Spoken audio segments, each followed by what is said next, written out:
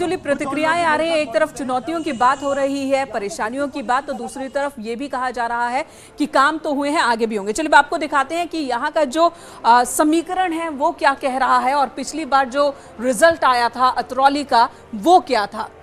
अतरौली जो कि अलीगढ़ में, आपको लिए चलते हैं, अलीगढ़ की तस्वीर ये दिखाते हैं। कुल 7 विधानसभा सीट और 7 पर बीजेपी ने किया था कब्जा। 2017 की ये तस्वीर हम आपके सामने रख रहे हैं, जिसमें 49.56% वोट बीजेपी ने अकेले हासिल किए थे। समाजवादी पार्टी को 16.35% वोट पर संतोष करना पड़ा था। अतरौली सीट को लेकर के चलिए अब आपको मनोज जी से बात करते हैं। मनोज जी, पिछली बार का भी हमने आपको दिखा दिया, 7 में से 7 बीजेपी के खाते में। स्पेशली अगर अतरौली की हम बात करें, संदीप सिंह को कोई टक्कर आपको नजर आ रहा है बाकियों से? देखिए, उनका बहुत तगड़ा बैकग्राउंड है। मतलब कल्याण सिंह वो व्यक्ति थे जो मुख्यमंत्री थे जब 6 दिसंबर 1992 को बाबरी ढांचा ढाया गया था, और उन्होंने ये कहा था कि अगर कोई जिम्मेदार है तो कोई और, किसी पे और जिम्मेदारी ना, मैं। और उस बैकग्राउंड से जी, तो क्या वही एक वजह है या वजह इनका काम भी है? नहीं, काम तो होता ही है, लेकिन देखिए वो एक हवा का जो एक बहुत बड़ी तगड़ी हवा होती है, तेज हवा होती है, वो केवल काम से नहीं होती। वो देखिए वो तो इमोशन से ही होती है। कोई भी इलेक्शन हो, वो जो मतलब इमोशनल वोटर होता है वो बहुत बड़ा फैक्टर होता है। इमोशनल और इमोशन के आधार पर ही यहाँ पर वोटिंग होगी। तो अगले विधानसभा की तरफ बढ़ते हैं और अगले विधानसभा की बात कर लेते हैं कि हमारी जो वीआईपी सीट नंबर 3 वो कौन सी है सीट? वो है हस्तिनापुर विधानसभा सीट को। और यहां पर ये वीआईपी क्यों है, कौन कौन से दिग्गज चुनाव मैदान में है, ये आपको दिखा देते हैं। हस्तिनापुर वीआईपी सीट नंबर 3, जहां पर दिनेश खटीक हैं जो मंत्री हैं बीजेपी सरकार में, योगेश शर्मा टक्कर दे रहे हैं, संजीव जाटव टक्कर दे रहे हैं, अर्चना गौतम कांग्रेस की सीट से चुनाव मैदान में है। और हस्तिनापुर विधानसभा सीट की अगर बात की जाए तो क्यों, आखिर ये क्यों है वीआईपी सीट, ये भी आपको बता दें। ये सीट बीजेपी के प्रत्याशी दिनेश खटीक जो कि योगी सरकार में मंत्री हैं, उनकी वजह से वीआईपी है। और इस सीट के समीकरण को भी हम समझने की कोशिश करेंगे, यहाँ की चुनौतियां क्या हैं ये भी समझने की कोशिश करेंगे। दिनेश खटीक योगी सरकार में मंत्री हैं, तेज तर्रार मंत्री हैं और बेबाकी से अपनी बातों को रखते हैं हर मुद्दे पर।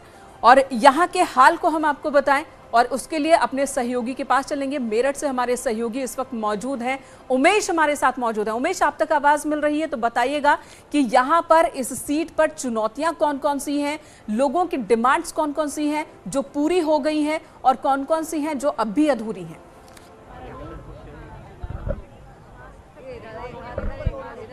जी हाँ, देखिए ये कहा जाता है कि पश्चिमी उत्तर प्रदेश से जो राजनीतिक हवा चलती है वही पूरब तक जाती है। लिहाजा पश्चिमी उत्तर प्रदेश को साधने के लिए विभिन्न राजनीतिक पार्टियां जोर आजमाइश कर रही हैं। मेरठ में कुल 7 विधानसभा सीटें हैं। मेरठ दक्षिण, मेरठ कैंट, हस्तिनापुर, सरधना, किठौर, सिवाल खास। तो निश्चित तौर पर इन 7 सीटों पर सभी राजनीतिक पार्टियां जोर आजमाइश कर रही हैं। और हस्तिनापुर के बारे में तो कहा जाता है कि यहाँ पर जिस पार्टी का विधायक होता है सरकार भी उसी पार्टी की बनती है। यहाँ पर इस बार भारतीय जनता पार्टी की तरफ से दिनेश खटीक मैदान में हैं, तो वहीं समाजवादी पार्टी रालोद गठबंधन की तरफ से योगेश वर्मा यहाँ चुनावी मैदान में हैं, कांग्रेस की तरफ से अर्चना गौतम यहाँ चुनावी मैदान में हैं और अलग अलग राजनीतिक पार्टियां यहाँ पर जोर आजमाइश कर रही हैं। मैं इस वक्त लोगों के बीच में घिरा हुआ हूं, हम सीधा लोगों से रूबरू होते हैं और जानते हैं उनका मिजाज क्या है। आप ये बताइए कि क्या कहती है मेरठ की जनता, मेरठ की जनता क्या कहती है? बिल्कुल उमेश आपके पास लौटेंगे। ये बात हस्तिनापुर की हुई, मेरठ के ही सरधना सीट पर भी आपसे बात करेंगे क्योंकि वो भी वीआईपी सीट है। थोड़ी देर में आपके पास लौटते हैं, उससे पहले जो हस्तिनापुर सीट का सियासी समीकरण है वो हम स्क्रीन के जरिए समझने की कोशिश करते हैं। चलिए आपको दिखाते हैं कि ये है, हम रुख कर लेते हैं मेरठ का। मेरठ इस वक्त हमारे साथ, आपको दिखाते हैं मेरठ, ठीक है।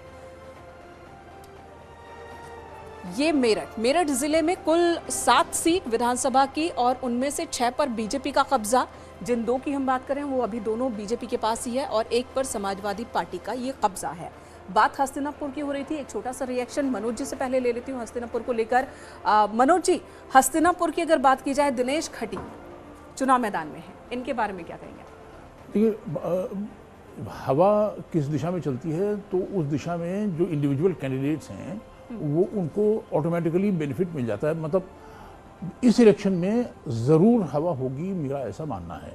और जिस भी दिशा में अगर हवा बीजेपी के फेवर में चलती है तो दिनेश खटीक को ऑटोमेटिकली एडवांटेज मिल जाएगा। तो एडवांटेज मिलेगा, और वो भी तब जबकि इतने सारे विधायकों के टिकट काटे गए और उसके बाद भी अगर इन्होंने जगह बनाई है और जो इनका रिपोर्ट कार्ड पहुंचा है सीएम योगी आदित्यनाथ के पास और पूरी कमेटी के पास, टीम के पास और फिर पीएम के पास, उसके बाद इनका नाम सेलेक्ट हुआ है। ठीक है। देखिए बीजेपी वैसे भी ना इतना आरएसएस इतना कार्डर बेस्ड ऑर्गेनाइजेशन है कि टिकट कटने का खतरा इनके यहाँ कम होता है कि मतलब टिकट कट गया तो बागी हो गए तो वोट काट दिया, वो खतरा आरएसएस लेकिन है कहीं कहीं तो है, वो बागी कहीं कहीं तो परेशान करते दिख रहे हैं। यहां हम एक छोटे से ब्रेक के लिए रुकेंगे। हमारे तमाम सहयोगी अलग अलग जगहों से हमारे साथ मौजूद हैं, तुरंत लौटते हैं, आप बने रहे हमारे साथ।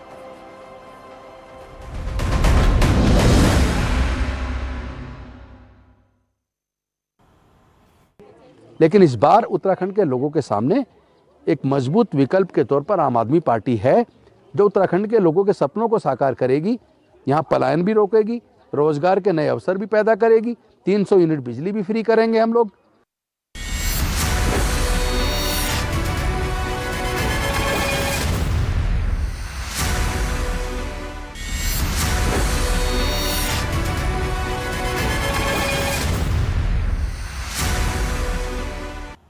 इधर कांग्रेस प्रदेश अध्यक्ष गणेश गोदियाल के सामने 70 सीटों तक संदेश पहुंचाने और प्रचार की चुनौती है, और ऐसे में रविवार को कांग्रेस प्रदेश अध्यक्ष गणेश गोदियाल ने अपनी श्रीनगर सीट पर प्रचार किया। इस दौरान न्यूज 18 से खास बातचीत में गोदियाल ने कहा कि जनता बदलाव के मूड में है, प्रदेश में कांग्रेस की सरकार बनना तय है। वहीं उन्होंने ये भी कहा कि 10 फरवरी को राहुल गांधी और 12 फरवरी को प्रियंका गांधी उत्तराखंड पहुंचेंगे। राहुल की रैली अल्मोड़ा और श्रीनगर में है, जबकि प्रियंका गांधी की हरिद्वार और उधम सिंह नगर में रैली होगी। श्रीनगर विधानसभा सीट कांग्रेस के प्रदेश अध्यक्ष गणेश गोदियाल की सीट, और हम इस वक्त चौखाल इलाके में जहां से सल्ट की सीट एक तरफ है, जहां के से कार्यकारी अध्यक्ष रणजीत रावत इलेक्शन लड़ रहे हैं, दूसरी तरफ चौबट्टा खाल। अलग अलग सीटों पर श्रीनगर से क्या प्रभाव जाएगा? कुमाऊं और गढ़वाल के बीच के बॉर्डर की सीट है। सभी हमारे सम्मानित भाइयों के और बहनों के चेहरों में कितना उल्लास और उत्साह है। ये उल्लास और उत्साह बेहतर जीवन के लिए है, ये उल्लास और उत्साह कांग्रेस की सरकार लाने के लिए है, ये उल्लास और उत्साह जो सपने लोगों ने संजोए हैं उन सपनों को साकार करने के लिए है। और मैं कांग्रेस के प्रदेश अध्यक्ष होने के नाते ये मेरा फर्ज बनता है कि सरकार बनने के पश्चात हम लोगों के इन उम्मीदों पर पूरी तरह खरा उतरेंगे। आज भगवान घंटाकर्ण की इस भूमि में मैं अपने को यहाँ पर पाकर, अपने भाइयों के और बहनों के बीच पाकर बहुत ही खुशी महसूस कर रहा हूँ और ये संकल्प लेता हूँ कि उत्तराखंड में जिन मकसदों के लिए हमने ये राजनीतिक संघर्ष शुरू किया है, जिस बेहतरी के लिए प्रदेश की जिस बेहतरी के लिए हमने ये राजनीतिक सफर शुरू किया है। प्रियंका गांधी, राहुल गांधी की रैली, क्योंकि यहाँ से अल्मोड़ा भी बहुत नजदीक है और श्रीनगर सीट पे तो हम खुद खड़े हैं, आपको लगता है कि दोनों की एक एक रैली की तैयारी आप लोग कर रहे हैं?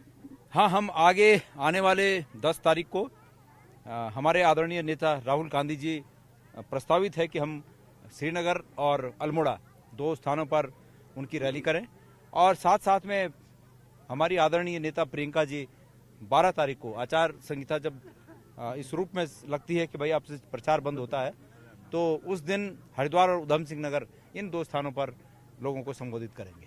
तो साफ है, श्रीनगर सीट से जो मैसेज है वो गढ़वाल में भी जाएगा, कुमाऊं में भी जाएगा। राहुल गांधी